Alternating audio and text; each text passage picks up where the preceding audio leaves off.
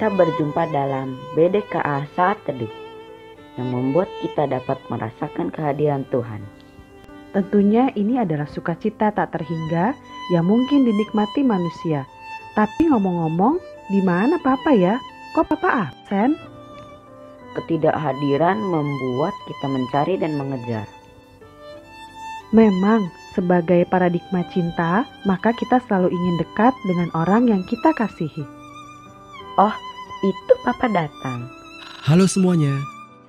Kita segera merasakan kehadiran Tuhan yang membawa umatnya datang mendekat kepadanya. Halo anak-anak, pada hari ini kita akan sekali lagi merenungkan firman Tuhan. Dimanapun kalian berada pada saat ini, mari kita bersama-sama mempersiapkan hati dan bersiap-siap untuk merenungkan firman Tuhan. Mari kita berdoa terlebih dahulu. Tuhan Bapa di dalam surga, terima kasih hari ini kami boleh sekali lagi merenungkan firman-Mu. Kiranya firman-Mu boleh menuntun kami sehingga kami boleh menjadi anak-anak yang sungguh-sungguh hidup menaati Tuhan dan menguduskan hidup kami bagi Tuhan. Terima kasih Bapa, di dalam nama Tuhan kami Yesus Kristus kami berdoa dan bersyukur. Amin. Nah anak-anak, pada hari ini renungan kita akan diambil dari 1 Raja-Raja ayat 15 sampai 1 dengan 8 dan juga 2 Tawarikh 13 sampai 14 ayat yang pertama. Tetapi Ibu pada hari ini akan secara khusus membaca dari 2 Tawarikh 13 ayat yang ke-18. Ibu akan membacakan bagi kita semua.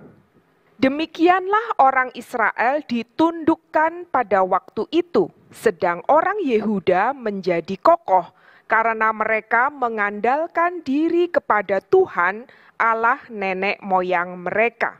Nah, anak-anak masih ingat tidak janji Allah kepada Raja Daud?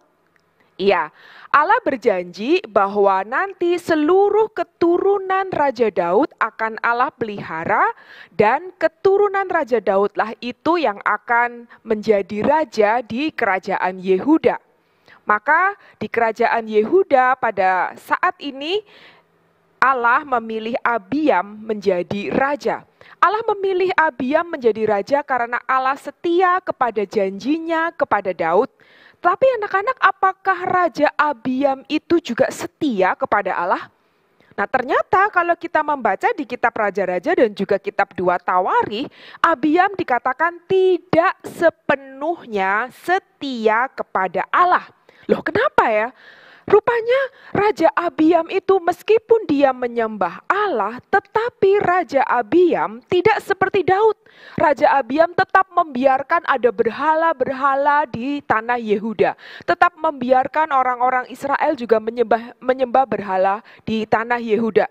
Jadi Raja Abiam tidak sepenuhnya dengan sungguh-sungguh membawa seluruh rakyat Yehuda untuk menyembah kepada Allah. Maka Raja Abiam dikatakan tidak sepenuhnya setia kepada Allah. Maka Allah kemudian hendak memperingatkan mereka untuk kembali setia kepada Allah. Bagaimana caranya? Allah membiarkan mereka masuk di dalam peperangan melawan Israel, melawan kerajaan Israel. Melalui peperangan ini Allah mau menunjukkan kepada Raja Abiam dan juga kepada bangsa Yehuda bahwa Allah lah yang menyertai mereka, bukan berhala-berhala. Nah anak-anak, peperangan itu begitu luar biasa. Kenapa? Karena ternyata bangsa Yehuda yang dipimpin oleh Raja Abiam hanya memiliki 400.000 tentara. Sementara kerajaan Israel yang dipimpin oleh Raja Yerobeam memiliki 800 tentara, 2 kali lipatnya. Wah, kalau kita pikir ya, kalau kita hitung-hitung sudah pasti 400 melawan 800.000 orang tentara. Wah, pasti yang 400.000 itu pasti akan kalah. Tetapi ternyata anak-anak, perhitungan manusia tidak selalu sama dengan perhitungannya Allah. Kenapa? Karena Allah beserta dengan Raja Abiam dan juga kerajaan Yehuda. Dan Tidak lama kemudian peperangan berlangsung. Karena Allah menyertai Raja Abiam, maka Raja Abiam bisa mengalahkan Raja Yerobeam. 400.000 tentara bisa menang melawan 800.000 tentara Israel. Semuanya itu karena Allah yang setia kepada janjinya, kepada bangsa Yehuda dan juga kepada Raja Daud. Nah, anak-anak tahu tidak? Allah juga setia kepada kita.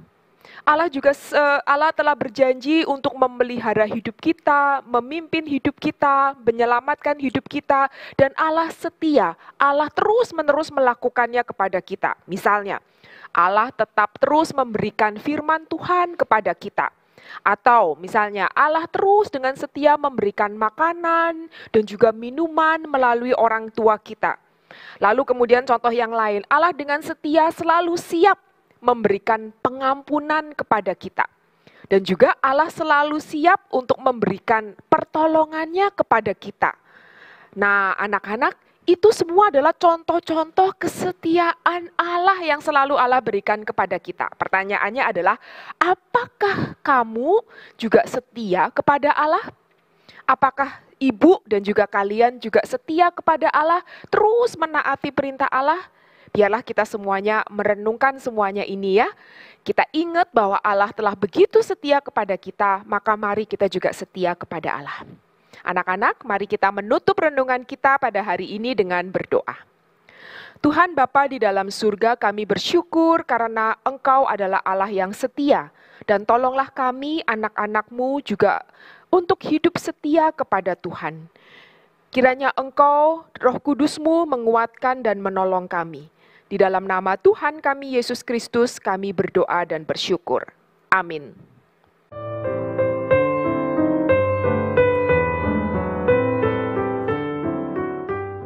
Puji Tuhan, masih ada pengharapan buat kita. Perjanjian kovenan Allah dengan umatnya adalah dasar bagi kita untuk memiliki pengharapan. Nah teman-teman, tunggu apa lagi?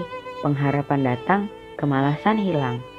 Siapkan untuk renungan besok dari 1 Raja-Raja 15 ayat 9 sampai 24. Juga 2 Tawarik 14 ayat 16.